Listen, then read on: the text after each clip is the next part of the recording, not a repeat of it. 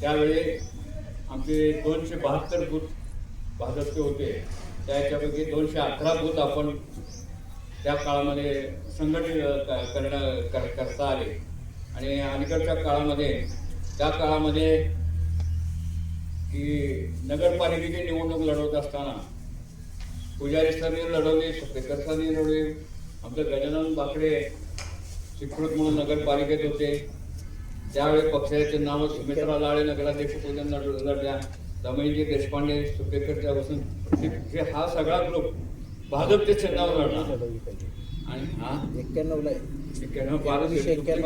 6-5 मी लढवली कमळचे नाव. हा आठवण तुमचा थोडा वेळ घेतो. ह्या लोकांनी त्या काळामध्ये खरोखरच लढले आणि चिन्हावर लढले.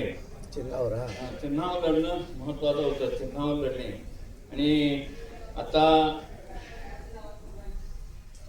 भारतीय जनता पार्टीचे जिल्हा अध्यक्ष सत्तेत असताना काळामध्ये भाजपमध्ये त्यांच्या काळामध्ये आज आपण विचार केला तर चिन्हावर कुठली निवडणूक कालच्या नगरपालिकेची झाली नाहीच. पण ते जेव्हा जिल्हा अध्यक्ष झाल्यापासून बार्शीचा आपला सोलापूरचे खासदार गेले, पंढरपूर माढा मतदारसंघाचे खासदार गेले, सगळे आमदार पडले. आणि सत्तेच्या काळात असताना सुद्धा त्यांच्या काळाने नगरपालिका आपली केली. आज काही लोकांचं म्हणणं असं आहे की या राजकारणाच्या काळामध्ये त्यांनी बूथरचना आहे सहज त्यांना पूर्ण करता आली नाही. जे आम्ही 272 पैकी 211 कन्फर्म भारतीय जनता पार्टीचं मुंबईला जे असते त्यांच्याकडनं कन्फर्म झालेली अशी बूथरचना आमची ही झालेली आहे. आणि त्यानंतर जेव्हा दुसऱ्या टायमाला उपनगराध्यक्ष झाले त्यावेळी पार्टीतल्या कोणालाही त्याने न विचारता ते पद स्वीकारले. भारतीय जनता पार्टीची पद्धत अशी आहे, मार्केट कमिटीला संचालक नेमताना कोणालाही विश्वासात घेतलं नाही. आणि ज्या आमदार म्हणून घेतलाय किंवा आज जागा आहेत कुठल्या भाजपच्या बैठकीला येत आला बी नाही. कारण की दुसऱ्या पक्षात एक केलेला त्याने. त्यानंतर आम्ही माझी पद्धत कशी आहे की भारतीय जनता पार्टी वाढली तर आपल्याला किंमत आहे. म्हणून मी जेव्हा प्रवेश केल्यापासून एक कार्यकर्ता नवीन कार्यकर्त्यांना भेटून जुळवून भाजपमध्ये आणायचा सातत्याने प्रयत्न केला. आज बी करतोय. भाजप पार्टी 4 लोकांमध्ये वाढत नाही. 440 झाली तर भारतीय जनता पार्टीच्या कार्यकर्त्यांना किंमत येते. त्या काळामध्ये नवनाथ भाऊ असतील, ताई असतील, अतुल पवार असतील, आपले विद्यमान नगराध्यक्ष असतील, या अनेक यांना आपले संभाजी तात्या असतील प्रस्थापित, ह्या सगळ्यांना भारतीय जनता पार्टीमध्ये आणायचं मी प्रयत्न केला. आणि त्यांनी प्रतिसाद दिला की आपल्या जिल्हाध्यक्षांना सुद्धा मीच भारतीय जनता पार्टीमध्ये प्रयत्न करून भाजपमध्ये त्यावेळी संघर्षातून नवनाथ भाऊंना माहिती आहे की तो संघर्ष कसा झाला. त्या संघर्षातून त्यांना केलं आपण. पण जेव्हा हे तालुका अध्यक्ष जिल्हा अध्यक्ष झाले त्यांच्या काळातच त्यांची कार्यपद्धती बघून अतुल पवारही बाहेर गेले आणि आनंद मानेही बाहेर गेले. ही जी माणसं बाहेर का गेली तर त्यांची कार्यपद्धती विश्वासात न घेणं हे करणं. आणि आज जागा आहे 5 वर्ष जेव्हा आता तालुका अध्यक्ष म्हणून काम केलं, जिल्हा अध्यक्ष ही दुसरी टर्म चालू आहे. एकही शाखा तालुक्यामध्ये त्यांनी उघडलेली नाही.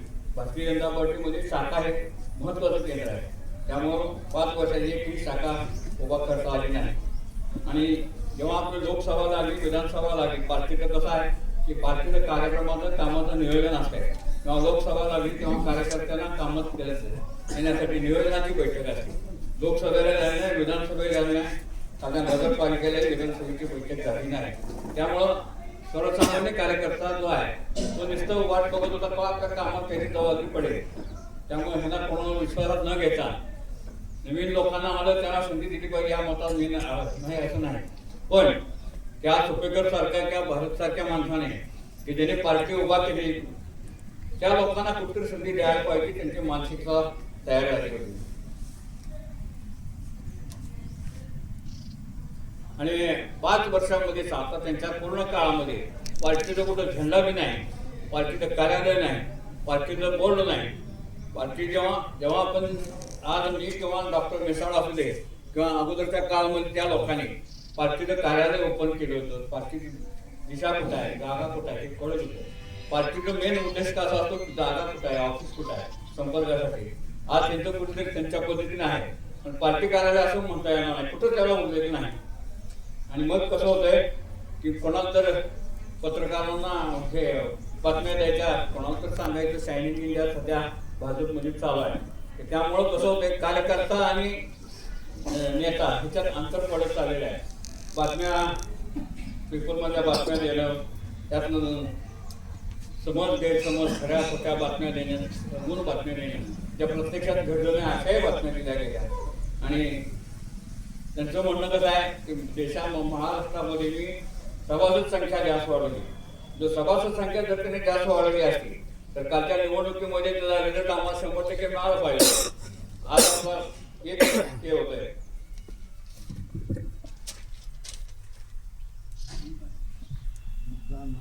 मला असं कळलं की कालच्या निवडणुकीमध्ये जिल्हाध्यक्षांनी त्यांच्या भविष्यकाळच्या राजकारणासाठी मतदान केलं नाही असं समजलेलं आहे मला.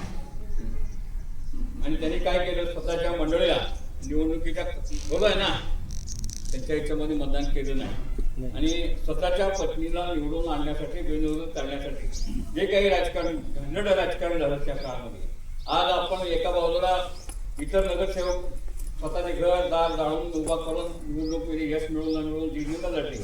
पण तुम्ही तुमच्या स्वार्थासाठी तुम्ही ह्या जागा बिनविरोध केल्या. आणि ती शाहीबापूच्या ऑफिसमध्ये जाऊन ही जो आता फार काळ जो नाही, अजून निकाल लागायच्या अगोदर तुम्ही त्याच्या ऑफिसमध्ये जाऊन गुन्हा घेत असाल तर इतर ज्याने उभा केलं त्यांनी काय समजायचं किंवा काय करायचं, हा विषय महत्वाचा आहे. आणि कसं झालं, नगरपालिकेच्या निवडणुकीची मुख्यमंत्री आहे, आपल्या तालुक्याला मुख्यमंत्री आले, पण त्या काळामध्ये जे पासीचं वाटप झालं त्या याच्यामध्ये जुन्या निष्ठावंत कार्यकर्त्याला एकाही पास मिळाला नाही.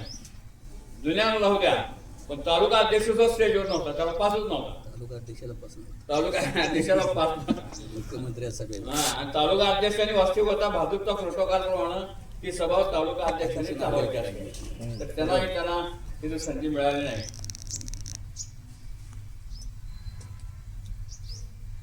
आणि ठराविक लोक सोडले तर निष्ठावंत लोकांना इतरांना जवळ करत नाही.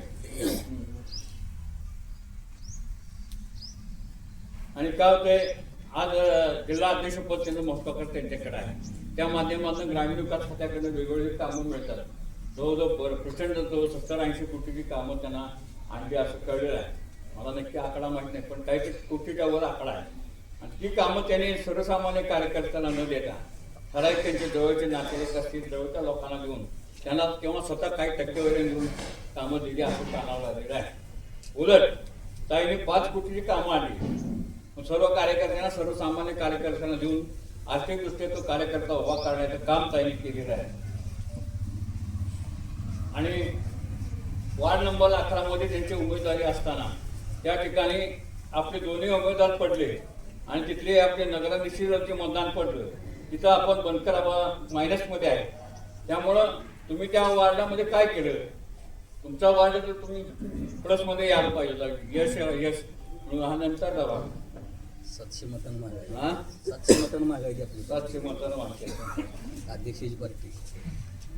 तर माझं म्हणणं कसं आहे, हे सगळं चिंतन बैठक काहीतरी घ्यायचं पावला. काल त्यांना बाईट द्यायची फार आवड आहे. कोणाला तर बोलायला की सारखं बैठ चालू असेल. बाईट देताना सांगितलं किंवा चिंतन बैठक मी घेणार आहे.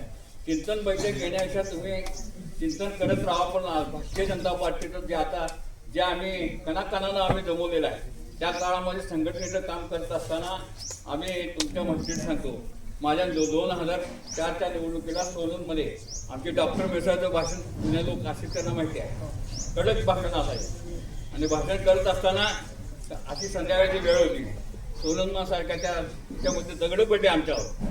दगड आमच्या जवाल पाटलाला लागले, पण ती सभा आम्ही पार पडली. अशा काळामध्ये आम्ही काम केलं. ते पार्टीबरोबर प्रेम किंवा हे याच्यामध्ये असताना आम्ही काम केलं. पण आज काय झालंय, शायनिंग इंडिया सध्या पार्टीमध्ये जास्त आलंय. गोड बोलायचं, शायनिंग इंडिया करायचं, पक्षाचं काम घरी बसून करते. कृपया आमची विनंती आहे, त्यांनी राजीनामा द्यावा आणि त्यांची आवडता खेळाचं ठेकेदारीचं काम आहे ना, ठेकेदारी करत राहावं अशी मी त्यांना विनंती करतो.